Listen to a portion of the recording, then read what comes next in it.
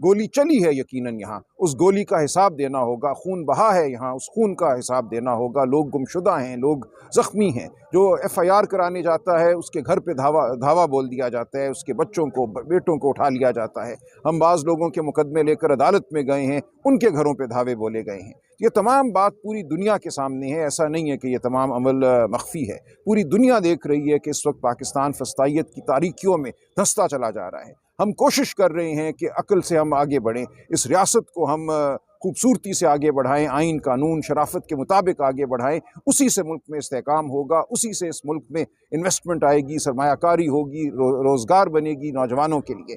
कल ये कहा वज़ीर ख़जाना ने कि इस मुल्क में तवक्को ना की जाए किसी किस्म की ग्रोथ की। हमने मुल्क को स्टेबलाइज़ कर लिया है, यानी कि मुस्तहकम कर लिया है, लेकिन ये ना कहें कि हम इसको तरक्की की राह पे लेके जाएं। ये एक ऐसी स्टेटमेंट है जो मैं समझता हूँ तबाहकुन है पाकिस्तान के नौजवानों के लिए। हर साल 50 लाख के करीब नौजवान दाखिल होते हैं मार्केट में, जॉब मार्केट में नौकरियां ढूंढते हैं। वो नौकरी लेबर की हो या वो नौकरी IT की हो, वो चाहते हैं कि उनकी ज़िंदगी आगे बढ़े, उनको रोज़गार मिले, नौकरियां पैदा हों। अगर रियासत और पाकिस्तान की मईशत नौकरियां पैदा नहीं करती तो इस मुल्क में एक ऐसा भौचाल आएगा, समाजी भौचाल आएगा, माशी भौचाल आएगा, जो इस सियासी अदम इस्तेहकाम के साथ मिलकर इस मुल्क को बहुत पीछे ले जाएगा। सलमान अकबर राजा साहब, ये बताइएगा कि मुज़ाकराती कमेटियों के तीसरी नशिस्त में रुकावटें क्या हैं, ज़रा इसकी तफसीलात बताइएगा। और मुलाकात जो नहीं हो पा रही, उस हवाले से आपकी तरफ से कमज़ोरी है या कि हुकूमत? नहीं, देखिए, हमने तो बिल्कुल ये वाज़े कर दिया था दूसरी नशस्त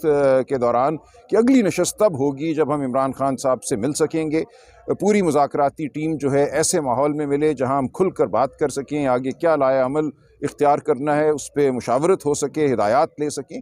अगर ये नहीं होता तो फिर कोई मकसद नहीं है तीसरी नशस्त का। मुज़ाकराती अमल के हवाले से तो चलो वो जारी है, लेकिन हाईएस्ट फोरम है स्पीकर की ज़ेर सदारत इस कमेटी का।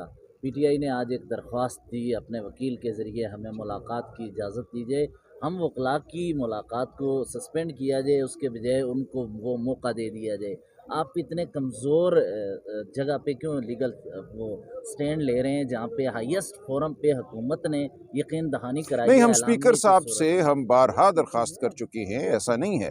उमर अयूब साहब, असद कैसर साहब बारहा स्पीकर साहब से रब्ता कर चुके हैं, उनको याद दिला चुके हैं कि पिछली नशस्त में यह तय हुआ था कि हमारी मुलाकात होगी। बल्कि हुकूमती अरकान ने यह कहा, एक नहीं आप रोज़ मुलाकात किया कीजिए।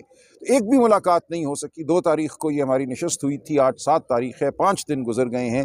हम मुंतज़र हैं कि हमारी इमरान खान साहब से बतौर कमेटी मुलाकात हो, ये नहीं हो रही। तो इसका जिम्मेदार कौन है? हम यकीनन नहीं हैं। स्पीकर कौन है?